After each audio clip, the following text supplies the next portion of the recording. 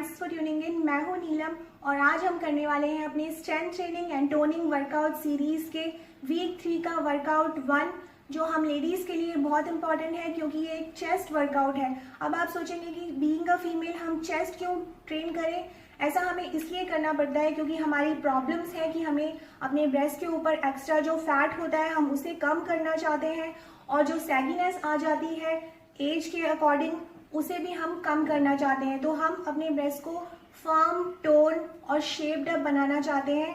ये process actually 2 तरह से काम करता है। अपने फैट को रिड्यूस करने के लिए आपको अपने ओवरऑल बॉडी फैट को ड्रॉप करना पड़ता है, जिसके लिए आज के वर्कआउट में मैंने थोड़ा कार्डियो इंक्लूड किया है जो आपको ओवरऑल फैट ड्रॉप करने में हेल्प करेगा। और दूसरा प्रोसेस का दूसरा स्टेप जो है वो ये है कि हमें अपने मसल को टोन करना पड़ता है, अपने मसल को टारगेट करना पड़ता है, क्योंकि जो ब्रेस्ट होते हैं वो सिर्फ फैट से बने होते हैं लेकिन उन्हें होल्ड करती हैं हमारे चेस्ट की अंडरलाइंग मसल्स, जो कि पेक मसल्स होती हैं, जिनका नाम होता है पेक्टोरलिस मेजर और माइनर। तो आज के वर्कआउट में जितनी भी एक्सरसाइजेज हैं वो हमारे चेस्ट के सभी मसल ग्रुप को टारगेट करेंगी, upper, middle and lower parts of our chest area, और साथ ही ये आपके फैट को रिड्यूस करने में भी बहुत हेल्प करेंगी। और वो करने के लिए जो इक्विपमेंट चाहिए उसमें है सिर्फ डंबल्स। अगर आपके पास डंबल नहीं है तो आप वाटर बॉटल्स यूज़ कर सकते हैं, और सिंपली एक स्कार्फ चाहिए हमें लगभग इस लेंथ का, या फिर आप टॉवल भी यूज़ कर सकते हैं।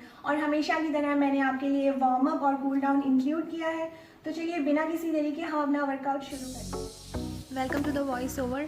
हमारी वार्म अप की फर्स्ट एक्सरसाइज है 10 scissors followed by 10 arm circles. इस तरह से सीजर्स करने से हमारे जो चेस्ट मसल्स हैं वो एक्टिवेट होते हैं और हमारी हार्ट रेट इंक्रीज़ होती है, जो हमें आगे वर्कआउट में इंजरीज से बचाती है और हमारे मसल्स को बेटर टारगेट करती है और ब्लड सर्कुलेशन भी इंक्रीज़ करती है। नेक्स्ट एक्सरसाइज है हमारी सीजर जैक्स। अगर आप एक कंप्लीट बिगिनर हैं तो इसे इस तरह से परफॉर्म करिए, ये एक मॉडिफिकेशन है। अगर आप प्रॉपर सीजर्स कर सकते हैं तो आपको ये फॉर्म फॉलो करनी है। ये हमें 20 सेकंड्स तक परफॉर्म करनी है एक्सरसाइज।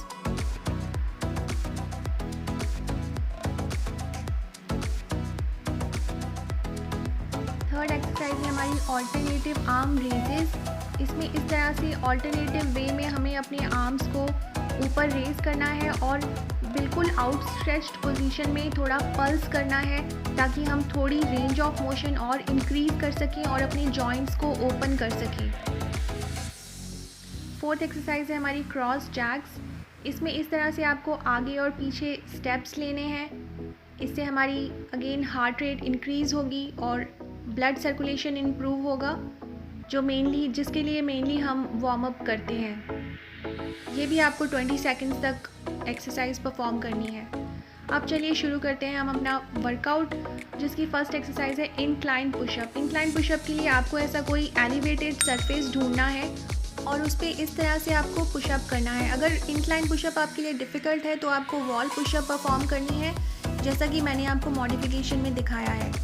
तो चलिए अब मैं थोड़ा और नीचे वाला सरफेस ढूंढ लेती हूँ अपने लिए। अपने हाथों को आपको शोल्डर विद डिस्टेंस पे प्लेस करना है। एल्बोज़ को बहुत ज़्यादा फ्लेयर नहीं करना है जब आप अपनी बॉडी को लोअर करेंगे, और आपके हाथों के बीच में, ठीक बीच में आपके चेस्ट टच होना चाहिए, उसे ऊपर या नीचे की तरफ नहीं। इस तरह से बॉडी बिल्कुल स्ट्रेट रहेगी एक लाइन में, और आपका चेस्ट आपके हाथों के बीच में टच होना चाहिए जिस सरफेस पे आप परफॉर्म कर रहे हैं उस सरफेस पे। इसमें आपको ये ध्यान रखना है कि सरफेस जिस पे आप हाथों का प्लेसमेंट कर रहे हैं वो जितना ऊपर होगा उतना ही इजी होगा आपके लिए करना, और जितना ये नीचे होता जाएगा उतना ही डिफ़िकल्ट आपका पुशअप होता जाएगा। इस तरह से अपने हाथों को प्लेस कर लीजिए और एल्बोज़ बॉडी के पास ही रहेंगे। एल्बोज़ को बहुत ज़्यादा फ्लेयर नहीं करना है, बहुत कम गैप रखना है आपको अपने बॉडी और एल्बोज़ के बीच में।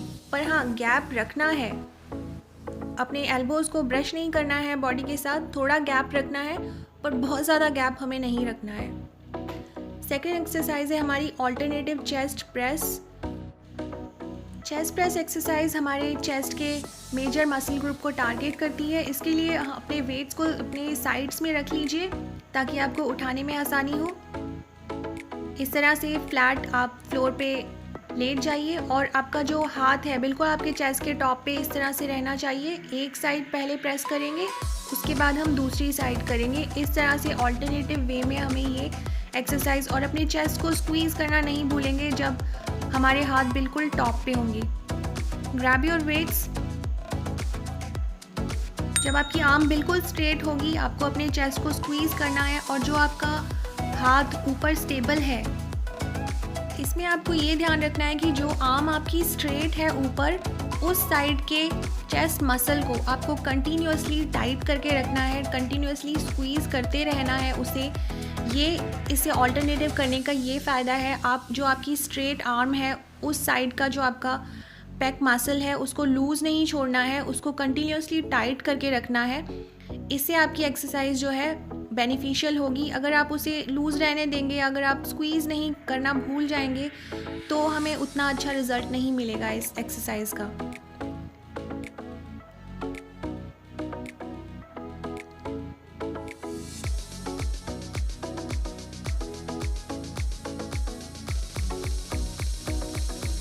इस एक्सरसाइज के हमारे 2 ही सेट्स हैं क्योंकि हायर रेप्स हैं।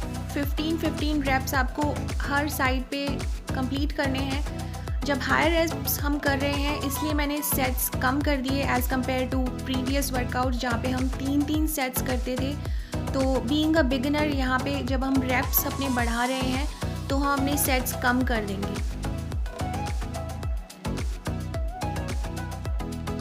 और जब आपके वेट्स बिल्कुल टॉप पे होंगे आपको ब्रीथ आउट करना है। जब आप मूवमेंट स्टार्ट करेंगे उस वक्त ब्रीथ इन, देखिए इस वक्त ब्रीथ इन कर लीजिए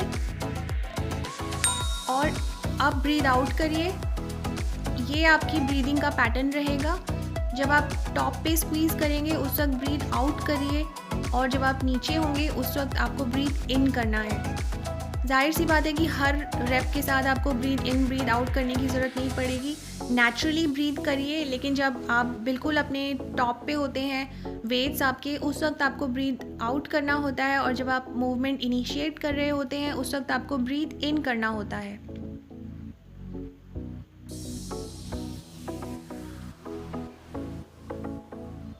मेरे बॉडी से मेरी आर्म्स कितनी दूर हैं प्लीज़ वो चेक कर लीजिए। उसी तरह से आपके आर्म्स रहनी चाहिए, जहाँ पे फ्लोर पे टच होके ही आपको ऊपर की तरफ उठाना है अपने हाथ को। टच करना बहुत ज़रूरी है, क्योंकि हमें full range of motion use करनी है। लेकिन हाँ, बहुत ज़्यादा देर तक आपको टच करके नहीं रखना है। उससे क्या होगा कि मसल में जो टेंशन है वो रिलीज़ हो जाएगी। जैसे कि आपका हाथ फ्लोर पे टच होता है उसे ऊपर उठा लीजिए इमीडिएटली।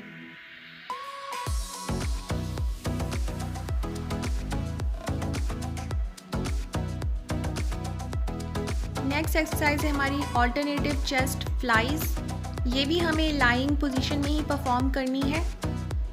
चेस्ट फ्लाइज करने के लिए आपको थोड़े लाइट वेट्स चाहिए। आप इसे लाइट वेट से शुरू करिए। फर्स्ट सेट में मेरे पास ये जो प्लेट्स हैं ये 1 kg की है। 1 kg की एक प्लेट है। अगेन अपने साइड्स में रख लीजिए और इस तरह से अपने हाथ को सीधा घुमाइए। एल्बो बेंड रहेगी, एल्बो में स्लाइड बेंड रहेगा, सॉफ्ट बेंड इस तरह से। और एक दूसरे की तरफ आपके पाम्स जो हैं वो एक दूसरे की तरफ फेस करेंगे इस तरह से।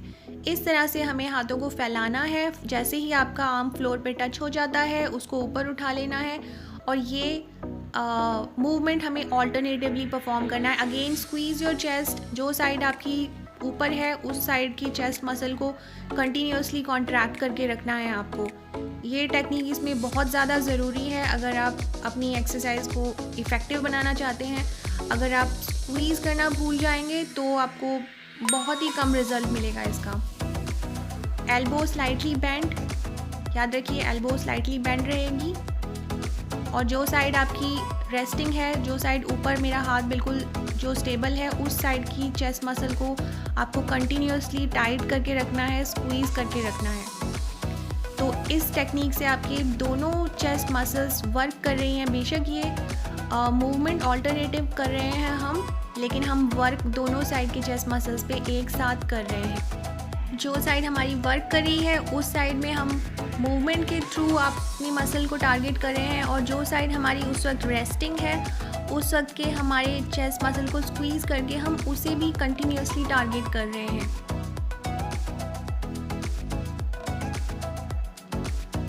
इस एक्सरसाइज के भी 2 सेट हैं क्योंकि हायर रेप्स हैं। 15 रेप्स आपको ईच साइड में परफॉर्म करने हैं, उसके बाद आपका एक सेट कंप्लीट होगा, इसलिए इसके 2 सेट हैं।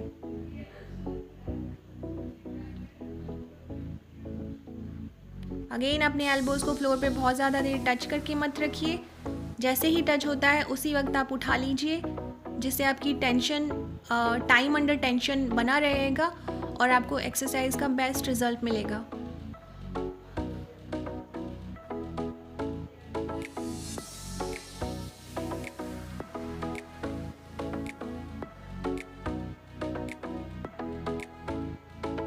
नेक्स्ट सेट में मैं अपना वेट बढ़ा लूँगी थोड़ा, लेकिन आप चाहें तो सेम वेट के साथ परफॉर्म कर सकते हैं।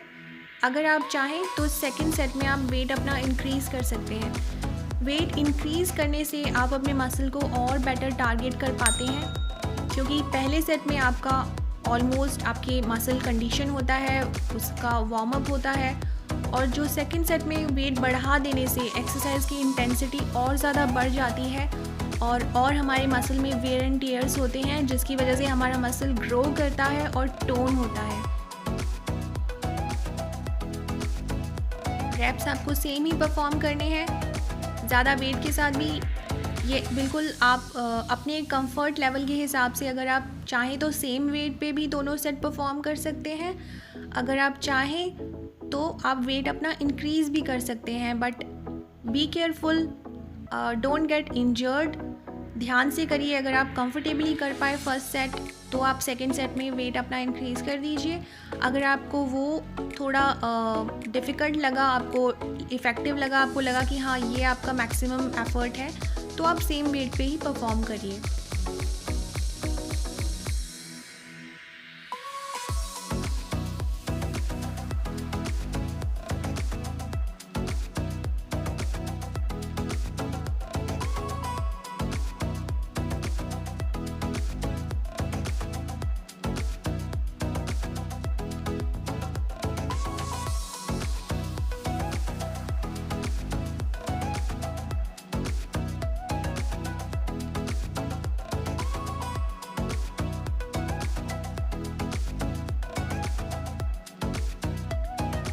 मैंने आपको थोड़े बेटर आइडिया के लिए इस एंगल से भी दिखाया है। Alternative chest lies, elbow slightly bend, जैसे ही आप नीचे टच करेंगे ऊपर आना है और दोनों चेस्ट मसल्स में कॉन्ट्रैक्शन बना कर रखना है। नेक्स्ट एक्सरसाइज हमारी चेस्ट वाइपर्स।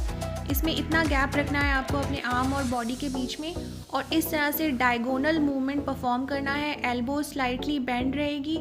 याद रखिए बॉडी स्टिफ, बॉडी स्ट्रेट, सिर्फ और सिर्फ आपको अपने शोल्डर पे मूवमेंट परफॉर्म करना है, और आपको ऐसा सोचना है कि आप अपने आर्म को अपने चेस्ट मसल से पुल कर रहे हैं, ना कि सिर्फ शोल्डर को। ऐसा तब कर पाएंगे जब आप अपने इस देखिए इस पोजीशन में स्क्वीज़ योर चेस्ट, जब आप बिल्कुल अपना रैप ख़त्म कर रहे हैं, स्क्वीज़ योर चेस्ट। तो इस तरह से ये एक्सरसाइज आपके चेस्ट के अपर एरिया को टारगेट करेगी और एक अच्छी शेप देने में आपको ये बहुत हेल्प करेगी। इस तरह से डायगोनली आपको ये मूवमेंट करने हैं, और इसमें ये ध्यान रखना है कि अपने वेट को बिल्कुल भी स्विंग नहीं करना है। सिर्फ आपको अपने चेस्ट मसल के सहायता से वेट को उठाना है और डायगोनली इस तरह से आपको ये मूवमेंट परफॉर्म करना है। Again 15 reps each side perform करने हैं, उसके बाद आपका एक सेट कंप्लीट होगा। Please don't forget to squeeze your chest muscle. ये बात मैं बार बार इसलिए बता रही हूँ क्योंकि चेस्ट को टारगेट करने का सबसे बेस्ट तरीका यही है कि आप अपने रेप के एंड में मसल को कॉन्ट्रैक्ट करें, स्क्वीज़ करके रखें, तभी आप बहुत अच्छी तरह से स्पेशली चेस्ट मसल को टारगेट कर सकते हैं। ब्रीदिंग करते रहिए। मुंह से आपको ब्रीद आउट करना है, और ब्रीद इन आप मुंह से भी कर सकते हैं और अपने नाक से भी कर सकते हैं, बट ब्रीद आउट आपको मुंह से करना है। देखिए मैं आपको साइड से भी दिखा देती हूँ। इस तरह से ये मूवमेंट आपको डायगोनली परफॉर्म करना है। तो अगेन मैं अपने सेकंड सेट में कोशिश करके देखती हूँ कि अपना वेट इंक्रीज़ कर देती हूँ। हालांकि ये थोड़ी इफ़ेक्टिव एक्सरसाइज है, इसमें थोड़ा आपको ज़्यादा आपके मसल स्ट्रेंथ लगेगी। तो आप चाहें तो अगर आप बिल्कुल बिगिनर हैं तो सेम वेट पे परफॉर्म करिए। क्योंकि मैं कुछ टाइम से ऑलरेडी वर्कआउट कर रही हूँ तो इसलिए मैं अपना वेट इंक्रीज़ कर दूँगी अपने सेकंड सेट में। देखिए इस तरह से डायगोनली मूव करिए अपने वेट को, और बॉडी से बिल्कुल भी उसको मोमेंटम यूज़ मत करिए। बॉडी से अपना बॉडी रोटेट करके वेट मत उठाइए। बिल्कुल अपने चेस्ट मसल के सहायता से ही आपको ये वेट लिफ्ट करना है। तो इसका ये सिंपल सा क्यू है कि अपनी बॉडी को स्टिफ रखिए, बॉडी को रोटेट बिल्कुल भी मत होने दीजिए, उसे बिल्कुल स्टिफ रखिए और सिर्फ अपने आर्म में मूवमेंट आपको परफॉर्म करना है।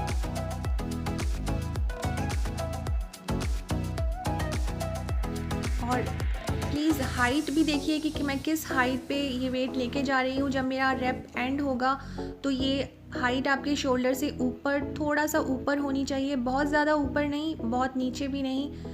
जिस हाइट पे मैं इसे लेकर जा रही हूँ उसी हाइट पे आपको लेकर जाना है। नेक्स्ट एक्सरसाइज है ये स्कार्फ प्रेस। ये मैंने नाम और एक्सरसाइज खुद ही थोड़ा सा डिज़ाइन की है, लेकिन ये बहुत ज़्यादा इफ़ेक्टिव मुझे लगी जब मैंने ट्राई की। इस तरह से अपने स्कार्फ को होल्ड कर लीजिए, थोड़ा और गैप होना चाहिए, हाँ इतना गैप पे होल्ड कर लीजिए और पाम एक दूसरे की तरफ लाएंगे। और जब आपके फिंगर्स आपस में टच होंगे, स्क्वीज़ योर चेस्ट मसल। यही तरीका है अपने चेस्ट को टारगेट करने का। Don't forget to squeeze as hard as possible. जितना मैक्सिमम आप स्क्वीज़ कर सकते हैं स्क्वीज़ करना है। 1 सेकंड के लिए स्क्वीज़ करते रहना है। देखिए मैं 1 सेकंड के लिए स्क्वीज़ करते रहूँगी, उसके बाद मैं ओपन करूँगी। इस तरह से अपने फिंगर्स को आपस में, आपके पाम जो हैं एक दूसरे की तरफ फेस करेंगे। इस तरह से आपको अपने फिंगर्स को टच करना है और चेस्ट मसल को स्क्वीज़ करना है फॉर अ कंप्लीट सेकंड। पूरे 1 सेकंड के लिए आपको वो स्क्वीज़ करना है। जब भी आप ये एक्सरसाइज इस तरह से परफॉर्म करेंगे तब आपको सच में बहुत ही इफ़ेक्टिव लगेगा। तो इसलिए अगर आपको लगेगा ये कुछ नई एक्सरसाइज मैंने आज ही ट्राई की थी तो, और आज ही मुझे लगा कि ये बहुत इफ़ेक्टिव है, प्लीज़ मुझे कमेंट में लिखकर ज़रूर बताइएगा कि आपको कैसा लगा। और किस हाइट पे मेरे हाथ हैं वो भी एक बार नोटिस कर लीजिए। बिल्कुल आपके चेस्ट के सामने आपके फिंगर्स टच होंगे, exactly in front of your chest. ना थोड़ा सा ऊपर ना थोड़ा सा नीचे। देखिए बिल्कुल चेस्ट के सामने मैं अपने फिंगर्स को टच कर रही हूँ और जब मैं स्कार्फ को फैला रही हूँ तो मेरे पाम डाउनवर्ड फेस कर रहे हैं, और जब मैं उस चेस्ट अपने फिंगर्स को टच कर रही हूँ तब वो एक दूसरे की तरफ फेस करेंगे। देखिए इस हाइट पे आपको रखना है।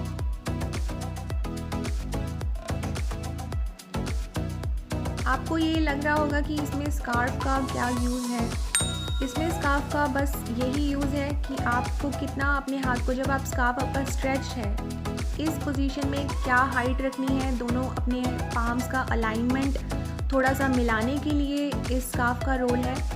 इसके अलावा सिर्फ और सिर्फ आपके कॉन्ट्रैक्शन का इसमें रोल है, स्कार्फ का रोल नहीं है। स्कार्फ आपको इसलिए चाहिए just to maintain the alignment, कि हाँ आपके बिल्कुल एक ही हाइट पे आपके हाथ रहें, उस अलाइनमेंट को थोड़ा सा टारगेट करने के लिए, ताकि आपको पता रहे, इसलिए ये स्कार्फ का मैंने यूज़ किया है। अगर आपके पास रेजिस्टेंस बैंड है तो आप ये एक्सरसाइज रेजिस्टेंस बैंड के साथ परफॉर्म करिए। ये बहुत ज़्यादा इफ़ेक्टिव है रेजिस्टेंस बैंड के साथ। लेकिन मैंने रेजिस्टेंस बैंड इसलिए इंट्रोड्यूस नहीं किया क्योंकि इस वक्त लॉकडाउन है और सबके पास वो शायद अवेलेबल ना हो, इसलिए क्योंकि ये स्कार्फ या टॉवल ये सबके पास अवेलेबल है, इसलिए जो चीज़ें सबसे ज़्यादा अवेलेबल हैं, सबसे ज़्यादा एक्सेसिबल हैं, मैंने वही चीज़ें अपने वर्कआउट्स में इंक्लूड की हैं। तो हमारे चेस्ट के एक्सरसाइजेस, हमारे टोनिंग एक्सरसाइजेस कंप्लीट हो चुके हैं। इसके बाद हम अपने हार्ट रेट को थोड़ा सा अप करेंगे। इसके लिए मैंने 3 सेट रखे हैं बर्पीज़ के। बर्पीज़ किस तरह से परफॉर्म करनी है ये आपको पता है। इस तरह से आपको पीछे जाना है, आगे आना है और ऊपर जंप करना है। तो ये तरीका होता है बर्पीज़ का। अगर आपको ये डिफ़िकल्ट है आपके लिए तो आप मॉडिफिकेशन चेक कर लीजिए, उसमें आपको जंप नहीं करना है, बाकी का पूरा प्रोसेस सेम है। अगर प्रॉपर बर्पी ये जंप बर्पीज़ आपके लिए डिफ़िकल्ट है तो प्लीज़ मॉडिफिकेशन फॉलो कर लीजिए, बट एम करिए कि आप जंप के साथ कर पाएँ। अगेन आप जितना खुद को पुश करेंगे आपको उतने ही अच्छे रिज़ल्ट मिलेंगे, बट हाँ सेफली पुश करिए खुद को, बट पुश करते रहिए। ये एक फंडामेंटल टेक्निक है स्ट्रेंथनिंग की, टोनिंग की, प्रोग्रेसिवली ओवरलोड जिसे कहते हैं। इससे ही हमारे मसल्स जो हैं टाइम के साथ और बेटर होते जाते हैं। ये ही अपना सेकंड सेट हम परफॉर्म करेंगे। 8 रेप्स आपको परफॉर्म करने हैं।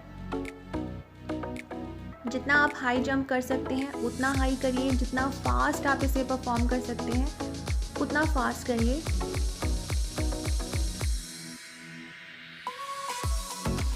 बर्पीज़ भी एक तरह की फुल बॉडी एक्सरसाइज है, अलॉन्ग विद आपके हार्ट रेट को बहुत इंक्रीज़ करती है, आपके कैलोरीज़ को बहुत बर्न करती है।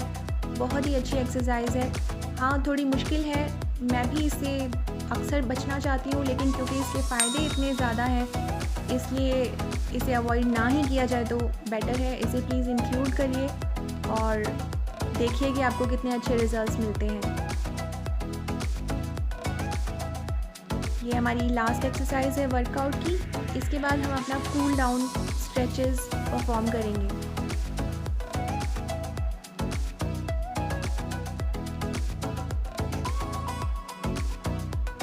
कूल डाउन स्ट्रेच में सबसे पहला स्ट्रेच है वॉल स्ट्रेच। ये मेरा फेवरेट है, स्पेशली चेस्ट मसल को स्ट्रेच करने के लिए। इस तरह से अपने हाथ को प्लेस करिए और अपने बॉडी को इस तरह से सामने की तरफ रोटेट कर लीजिए। ऑटोमेटिकली आपके चेस्ट के जो उस साइड के चेस्ट मसल्स हैं स्ट्रेच हो जाएंगे। सेम आप टेक्निक दूसरी साइड भी परफॉर्म करिए। यह आपको 2 बार दोनों साइड्स में परफॉर्म करना है। एक सेट हो गया। अब मैं सेकेंड टाइम कर रही हूँ अपने राइट साइड में, उसके बाद लेफ़्ट साइड में एक बार और करूँगी।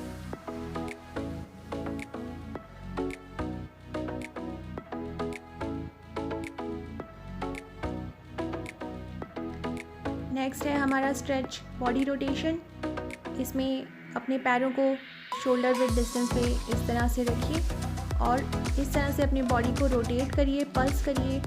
पल्स करना मुझे पर्सनली बहुत पसंद है, क्योंकि अगेन और स्ट्रेचिंग को और ज़्यादा ये इम्प्रूव करता है, आपके रेंज ऑफ मोशन को इंक्रीज़ करता है, तो इसलिए पल्स करना मुझे काफ़ी अच्छा लगता है। आप भी इसे ट्राई करिए, डेफिनेटली आपके रेंज ऑफ मोशन को और स्ट्रेच एक्सटेंड को बहुत इंक्रीज़ करेगा, इम्प्रूव करेगा। नेक्स्ट है हमारा फॉरवर्ड एंड बैकवर्ड बेंड। अपने हाथों को इस तरह से फॉरवर्ड बेंड हो जाइए, फ्लोर पे टच करिए और पीछे की तरफ बेंड करिए। इस तरह से ये फॉरवर्ड बेंड है। Then bend it towards backward. इससे आपके बॉडी के एंटीरियर साइड्स और पोस्टीरियर साइड्स दोनों ऑल्टरनेटिव वे में स्ट्रेच होते हैं। ये बहुत ही इफ़ेक्टिव स्ट्रेच है। तो इसी स्ट्रेच के साथ हमारा कूल डाउन और आज का वर्कआउट कंप्लीट हो जाता है। मुझे उम्मीद है कि आपको अच्छा लगा होगा और आपने प्रॉपर टेक्निक से परफॉर्म किया होगा। So I hope you enjoyed this workout. आपको ये पसंद आया होगा। अगर आप चाहते हैं कि एक associated diet plan overall body fat और ब्रेस्ट फैट को रिड्यूस करने के लिए मैं क्रिएट करूं, तो प्लीज़ मुझे कमेंट सेक्शन में लिखकर बताइए। And please like and share the video and subscribe to my channel. Thanks for watching. Bye.